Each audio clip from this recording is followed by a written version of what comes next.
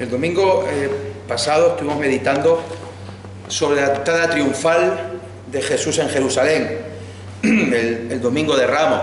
Algunos lo hicimos por partida doble, pues por la mañana lo vimos según el Evangelio de Mateo y por la tarde en la iglesia de la Roca, que tuvo Juanvi allí el ministerio, lo vimos según el Evangelio de Lucas.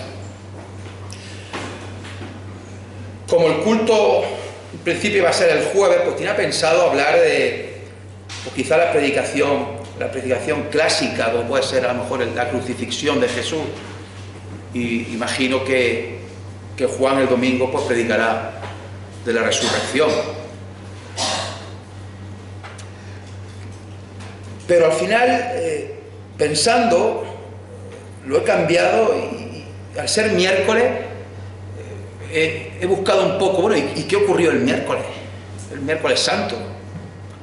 ¿Qué ocurrió el miércoles de la Semana Santa? Y hay cosas interesantes, muy interesantes. Y vamos a ver hoy exactamente 3 acontecimientos que ocurrieron el miércoles y también según el Evangelio de Mateo. Y no quiero entrar a perder tiempo si realmente, especialmente uno de estos 3 acontecimientos ocurrió el miércoles o ocurrió el viernes de antes, porque un evangelio lo pone a continuación, otro dice que fue unos días. No, al final es lo de menos. Vamos a centrarnos en lo importante de los acontecimientos, independientemente de si fue viernes o fue miércoles. Más que el día exacto en sí, lo que nos interesa es lo que ocurrió. Y vamos a ver, después de que Jesús entró de manera triunfal allí en Jerusalén y se dirigió en primer lugar, acordaros, al templo, vamos a ver que el miércoles ocurrió la conspiración de los líderes religiosos contra Jesús para matarle, la mujer que unge a Jesús con perfume allá en Betania y la conspiración de Judas para traicionar a Jesús. Vamos a leer Mateo 26, desde el versículo 3 hasta el versículo 16, hasta el versículo 16. Mateo 26, 3. Entonces los principales sacerdotes, los escribas y los ancianos del pueblo se reunieron en el patio del sumo sacerdote llamado Caifás, y tuvieron consejo para prender con engaño a Jesús y matarle. Pero decían, no durante la fiesta, para que no se haga alboroto en el pueblo. Y estando Jesús en Betania, en casa de Simón el leproso, vino a él una mujer con un vaso de alabastro de perfume de gran precio, y lo derramó sobre la cabeza de él, estando sentado a la mesa. Al ver esto, los discípulos se enojaron diciendo, ¿para qué este desperdicio? Porque esto podía haberse vendido a gran precio y haberse dado a los pobres. Y entendiéndolo Jesús les dijo, ¿por qué molestáis a esta mujer? Pues ha hecho conmigo una buena obra, porque siempre tendréis pobres con vosotros, pero a mí no siempre me tendréis, porque al derramar este perfume sobre mi cuerpo lo ha hecho a fin de prepararme para la sepultura. De cierto os digo que donde quiera que se predique este evangelio en todo el mundo, también se contará lo que ésta ha hecho para memoria de ella. Entonces uno de los 12, que se llamaba Judas Iscariote, fue a los principales sacerdotes y les dijo, ¿qué me queréis dar? Y yo os lo entregaré. Y ellos le asignaron 30 piezas de plata, y desde entonces buscaba oportunidad para entregarle. 3 acontecimientos que sucedieron el miércoles santo, el miércoles de Semana Santa. Mirad, en primer lugar, la conspiración, el complot para prender a Jesús. Ya vimos el otro día, repetimos, que lo primero que hizo Jesús tras entrar el domingo en Jerusalén con aquella triunfal entrada fue dirigirse al templo. Y como era ya tarde, se quedó mirando y lo que vio no le gustó. Por eso el día siguiente, cuando volvió de nuevo de Betania, volvió de nuevo al templo y echó a los cambistas, expulsó a los que vendían animales, volcó las mesas, las sillas, los echó a todos. Y en fin, ya vimos lo que ocurrió este domingo. Eso fue el lunes, al día siguiente. El martes les dijo palabras muy duras a los líderes religiosos, con aquellos 7 ayes: ay, hipócrita, ay, escriba y fariseo hipócrita, ignorante, ciego, sepulcros blanqueados. Les dijo un montón de cosas. Así que el miércoles se reúnen los principales sacerdotes, los escribas y los ancianos, en casa del sumo sacerdote, en el patio, dice, en el patio de la casa del sumo sacerdote Caifás. Y allí comienza el complot para matar a Jesús. Ya este complot ya venía de antes, ya querían matarlo, pero aquí ya se ultiman los detalles para matarlo. Ya conocemos bastante de Caifás y de su suegro Anás, que era el que realmente mandaba en el concilio, en el Sanedrín, y el que tenía el control sobre todo el concilio. Pero es que esto, especialmente Caifás y especialmente Anás, ya no podían soportar más humillación, desde su punto de vista, claro. Este Jesús, pensaban ellos, había entrado en Jerusalén como si fuera un rey, montado en un pollino, recibiendo gritos de Hosanna al hijo de David. Además había ido al templo y había montado aquel espectáculo, echando a la gente, echando a los que venden, echando a los que cambian las monedas. Luego, delante de todo el pueblo, nos ha humillado y nos ha insultado a nosotros, al Sanedrín, al Tribunal de Justicia de Israel, a los líderes religiosos del pueblo de Israel. Nos ha dicho lo que nos ha dicho. Ha dicho también unas parábolas que el pueblo entiende que va contra nosotros. Por si fuera poco, afirma que es el Hijo de Dios, que es el Mesías, que puede perdonar pecados, que va sanando a la gente, que ha resucitado a un tal Lázaro de Betania. Y gente que está aquí en Jerusalén es que va a Betania a ver a Lázaro, a ver si es verdad aquello que pasó. Y gracias al testimonio de Lázaro, dice las Escrituras, gracias al testimonio de Lázaro, muchos se están convirtiendo en discípulos de Jesús. Así pues, se reúnen, tenemos que terminar con él, tenemos que matarlo. Y dice el Evangelio de Juan, el capítulo 12, que también tenemos que matar a Lázaro. También hay que terminar con Lázaro.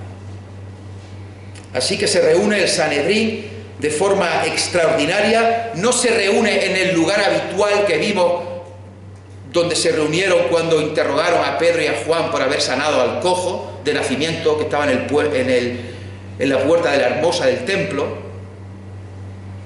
sino que se reúnen en la casa del sumo sacerdote, todos o casi todos, no sabemos cuántos se reunirían. Sí sabemos que el Sanedrín estaba formado por 70 personas, más el sumo sacerdote 71. No sabemos cuántos de los 71 se reunieron para hacer ese complot secreto. Pero en definitiva, los que allí se reunieron eran personas sin escrúpulos. Personas a las que les daba exactamente igual la justicia y la equidad. Personas a las que les daba exactamente igual derramar sangre inocente. No les importaba asesinar, o no les importaba mandar a asesinar a alguien. No les temblaba el pulso, hermanos, a la hora de sentenciar a muerte a alguien, aunque fuera inocente.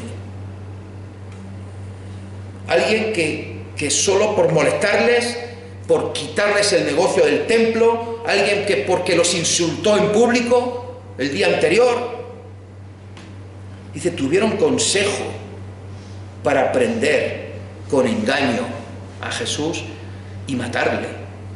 Prender con engaño y matarle.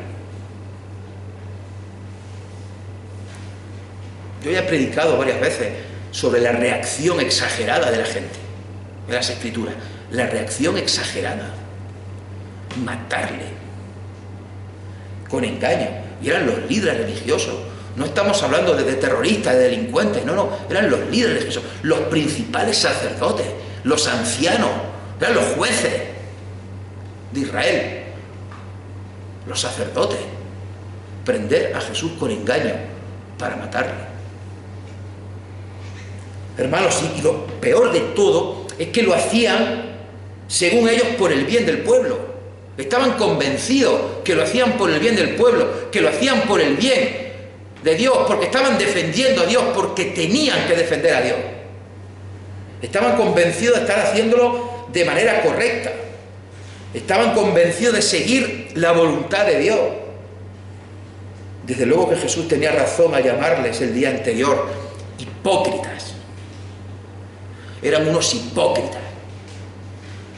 Y allí estaban, en el patio del sumo sacerdote, haciendo una artimaña para prender a Jesús con engaño y matarle. De verdad que menuda infamia y menuda vergüenza. Los miembros del Sanedrín, los miembros del más alto tribunal de justicia de Israel, del pueblo de Dios, reunidos para arrestar a un inocente, con engaños, con artimañas, sentenciarlo a muerte. Y encima que todo parezca legal, que todo parezca que estamos defendiendo al pueblo, que todo parezca que estamos cumpliendo la voluntad de Dios. De verdad que es increíble la reacción. Mirad qué persona también más despreciable, este Caifás. Unos días o unas semanas antes que se juntaron en otra ocasión. Mirad Juan capítulo 11, versículo 45. Juan 11, 45.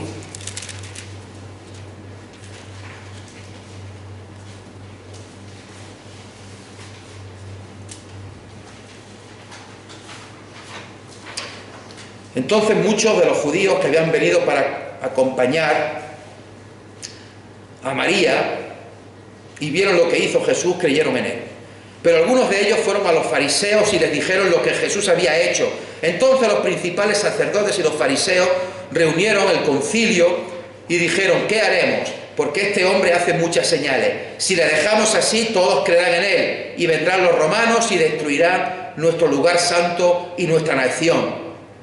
Entonces Caifás, uno de ellos, sumo sacerdote aquel año, les dijo: vosotros no sabéis nada, ni pensáis que nos conviene que un hombre muera por el pueblo, y no que toda la nación perezca.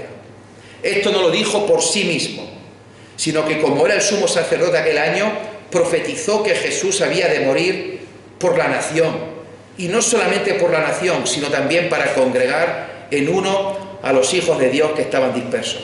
Así que desde aquel día acordaron matarle. Por tanto, Jesús ya no andaba abiertamente entre los judíos, sino que se alejó de allí a la región contigua al desierto, a una ciudad llamada Efraín, y se quedó allí con sus discípulos. Y estaba cerca la Pascua de los judíos, y muchos subieron de aquella región a Jerusalén antes de la Pascua para purificarse, y buscaban a Jesús, y estando ellos en el templo se preguntaban unos a otros: ¿qué os parece? ¿No vendrá la fiesta? Y los principales sacerdotes y los fariseos habían dado orden de que si alguno supiese dónde estaba, lo manifestase para que le prendiese. Vaya escena primera que ocurrió el miércoles. La segunda, cambiamos de escena totalmente diferente. Nos vamos a la casa de Simón el leproso, en Betania. Pasamos del grupo que quiere matar a Jesús al grupo que quiere estar con Jesús. En Betania, donde Jesús se hospedaba, donde Jesús estaba a gusto con sus amigos, con Lázaro, Marta, María, con aquellos tres hermanos. Y estaban cenando en casa de otro hombre que seguramente fue sanado por Jesús, de ahí el apodo que tenía, Simón el leproso. Como mínimo estaban 17 personas cenando allí, como mínimo 17. Estaba Jesús, los 12, Simón el leproso, Lázaro, María y Marta, la cual dice el Evangelio de Juan sobre Marta, que servía. Marta servía, como era buena costumbre en ella, una mujer servicial, siempre atenta a ayudar a los demás. Marta sirviendo. Y María tenía también otra buena costumbre, que era estar a los pies de Jesús escuchando. Y aunque el Evangelio de Mateo diga aquí que fue una mujer la que ungió a Jesús, fue una mujer, el Evangelio de Juan nos vuelve a aclarar que fue María, la hermana de Marta y de Lázaro, la que se acercó con un frasco de alabastro, de perfume de gran precio, y lo derramó sobre la cabeza de Jesús. El otro Evangelio vuelve a decir que lo derramó sobre los pies y enjugó con su cabello los pies de Jesús con aquel perfume. No hay contradicción alguna. Se puede haber vertido gran parte sobre la cabeza, va cayendo, y otra parte al final sobre los pies y enjuagarlo con el cabello. No hay contradicción, son complementarios lo que va diciendo. Mateo dice también aquí que los discípulos se enojaron. Los discípulos se enojaron por esto, por lo que había hecho esta mujer, por lo que había hecho María. Y de nuevo el Evangelio de Juan dice que el que lo incitó todo, que el que lo empezó todo, que el que lo criticó todo fue Judas Iscariote. El que dijo que era un desperdicio, que se podía haber vendido y repartido a los pobres. En aquella época un frasco de un buen perfume, en un buen envase, se consideraba algo de gran valor. Era algo de patrimonio. Era como tener joyas, como tener oro guardado. Algo que costaba mucho dinero. Y el caso es que María, esta mujer, lo pone todo al servicio de Jesús, lo da todo. Y lo que para una mujer es algo importante, lo que para una mujer es, no sé si lo más digno o de lo más digno que puede una mujer, que es su cabello, el pelo de una mujer. Esta mujer se inclina a los pies de Jesús y con su pelo, con su cabello y con aquel perfume enjuaga los pies del Maestro. Una mujer llena de amor y de gratitud. La reacción de los discípulos, como hemos dicho, es inmediata. Se enojaron. No estaban de acuerdo con aquello. En el original es un verbo fuerte. Esto de enojarse es un verbo fuerte, que significa o que indica que estaban cabreados de verdad, indignados, ofendidos, molestos. No era un cabreo o una molestia pasajera, no, estaban indignados de verdad por lo que estaba haciendo aquella mujer. Como hemos dicho antes, el Evangelio de Juan matiza que fue Judas, el tesorero, el que inició esta protesta y el que inició esta indignación. Pero el detalle es importante en Mateo, porque Mateo también estaba allí. Y Mateo dice que estaban todos ellos indignados. Se estaba incluyendo él también. Estaban todos indignados. Todos los discípulos indignados, incluido él. Pero vamos a ver, si el perfume no era de ellos, era de esta mujer que libremente decide gastar lo que es suyo en Jesús, ¿qué más les daba? ¿Qué más les da si no es de ellos? Y además el propio Maestro no le reprocha lo que está haciendo esta mujer. Jesús no reprocha a María. Ellos sí. Ellos critican, ellos cuestionan, ellos se enojan, ellos se indignan, se molestan, se ofenden y se ofenden de verdad por lo que hace una mujer con un perfume que es suyo. Podía haberse vendido a gran precio y haberse dado a los pobres, dice. Y lo están diciendo estos discípulos que todas las noches iban allí a comer y todas las noches iban allí a dormir, a la casa de Lázaro, de Marta y de María. No se quejan de que ellos tengan para dormir y que ellos tengan para cenar y los pobres no, ninguno renuncia a la comida que les ponga y diga, no, esta comida es para los pobres. No, se molestan, se ofenden porque la mujer derrama un perfume caro suyo en el Maestro, en el Creador, en el Señor. Y se ofenden, se molestan, se cabrean de verdad. Les sienta mal.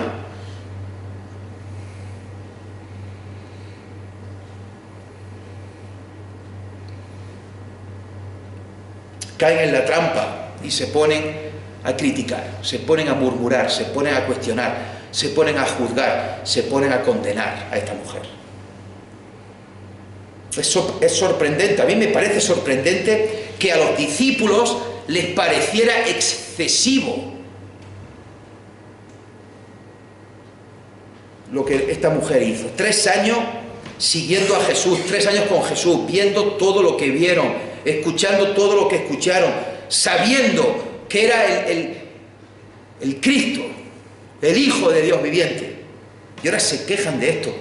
¿Para qué este desperdicio? Dicen. Es tremendo, ¿verdad? Judas supo enseguida lo que costaba aquello. Dice el Evangelio paralelo que era 300 denarios. Ese bote de perfume costaba 300 denarios. Un denario es un jornal de trabajo al día, más o menos.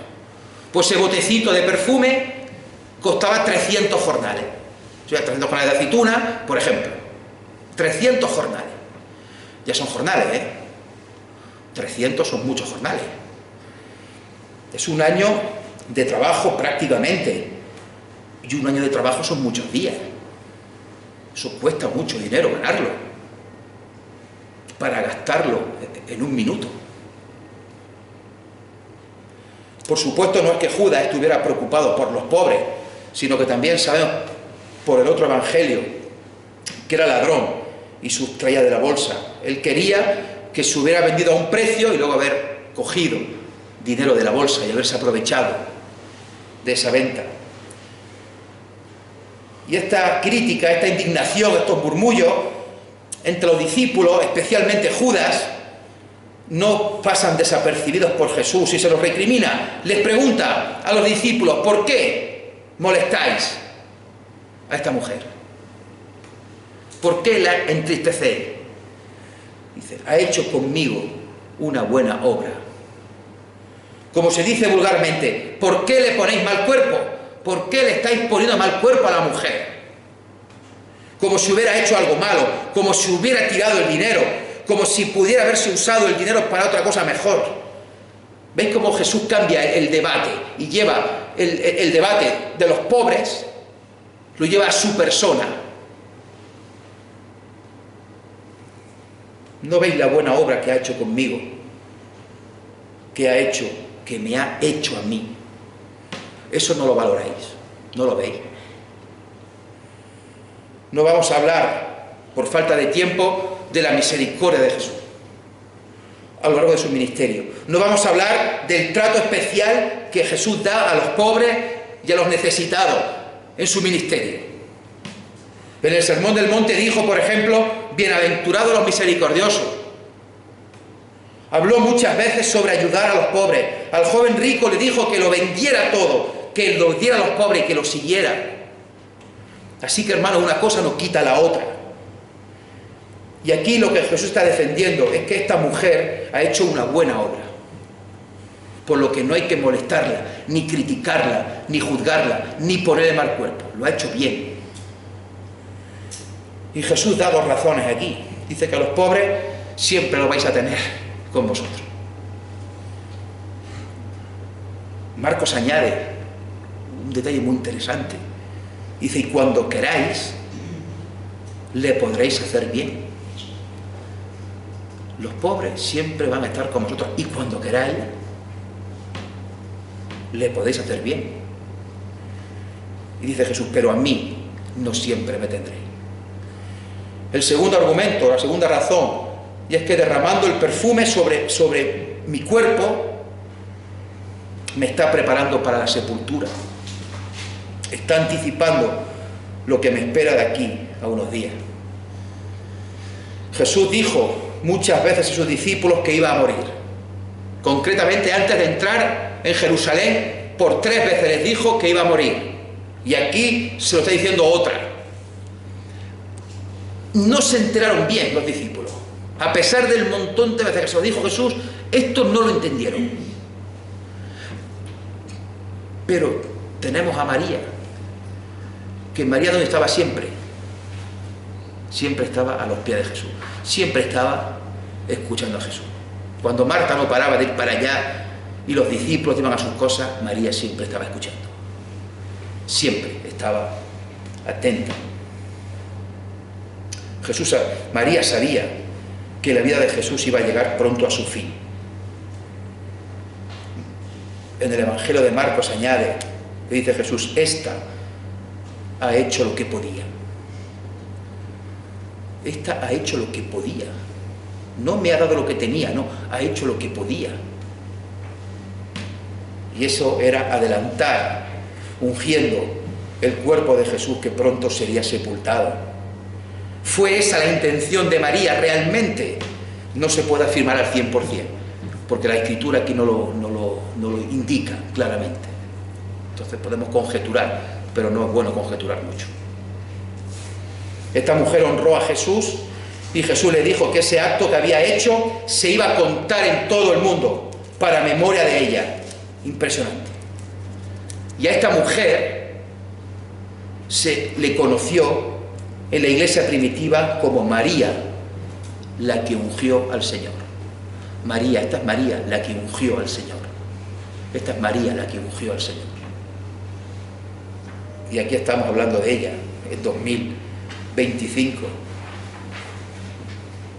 Donde quiera que se predique este Evangelio, en todo el mundo, también se contará lo que ésta ha hecho, para memoria de ella.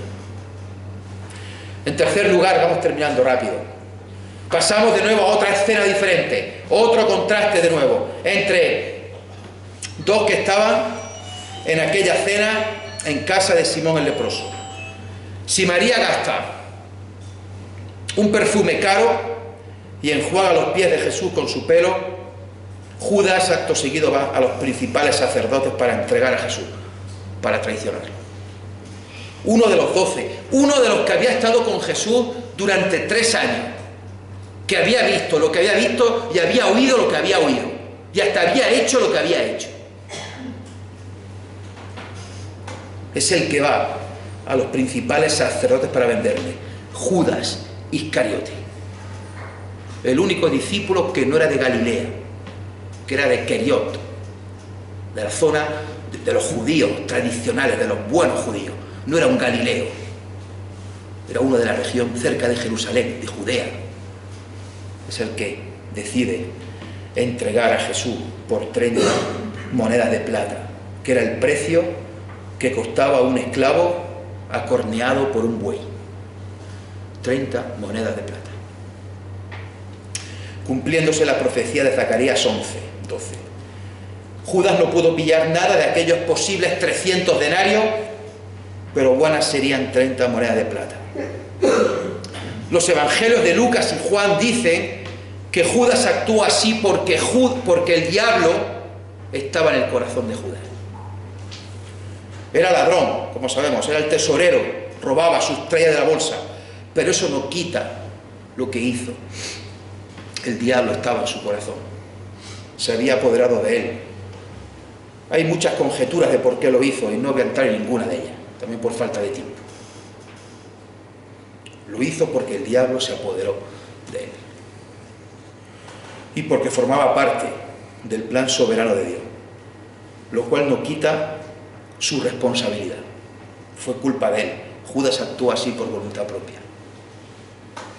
Dice: ¿qué me queréis dar? Y yo os lo entregaré. Los líderes querían máxima discreción, no querían apresar a Jesús cuando estuviera la multitud. Así que este hombre se lo podría ofrecer cuando estuvieran a solas. Hermanos, 3 conclusiones para terminar de este miércoles santo que estamos recordando y que siempre recordamos en esta fecha. En primer lugar, desde la primera cena, el Sanedrín no quería que capturaran a Jesús en la fiesta de la Pascua, porque no querían montar un espectáculo, querían que pasara después. Ellos tenían su plan, ellos tenían su fecha, ellos tenían el cuándo, el cómo y el por qué y el dónde. Pero hermano, la voluntad de Dios, el plan de Dios, era otro. Y ni el Sanedrín, ni Caifás, ni Anás pudieron evitar que se celebrara cuando se celebró. Dios es el que marca los tiempos, las sazones y las circunstancias. El plan soberano de Dios estaba todo perfectamente establecido. En segundo lugar, la segunda cena, el ejemplo de María, debe de servirnos a cualquiera de nosotros. Una mujer agradecida con Jesús, una mujer que le lleva a dar todo lo que tiene, que le lleva a humillarse y con su pelo, con su cabello, enjuagar los pies de Jesús, dándole toda la gloria y toda la honra que merece, porque es el Señor. Y si tiene que gastar un frasco que costaba 300 jornales, lo gastaba en Jesús.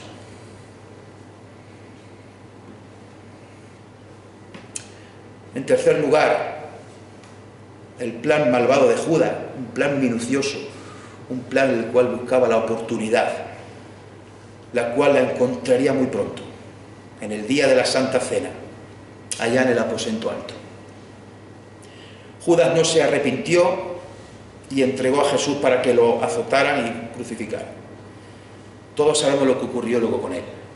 Todos sabemos cuál fue su destino, cuál fue su final.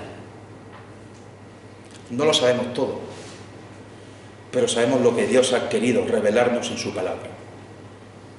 Y sobre todas las cosas, que a Él sea la gloria. Amén.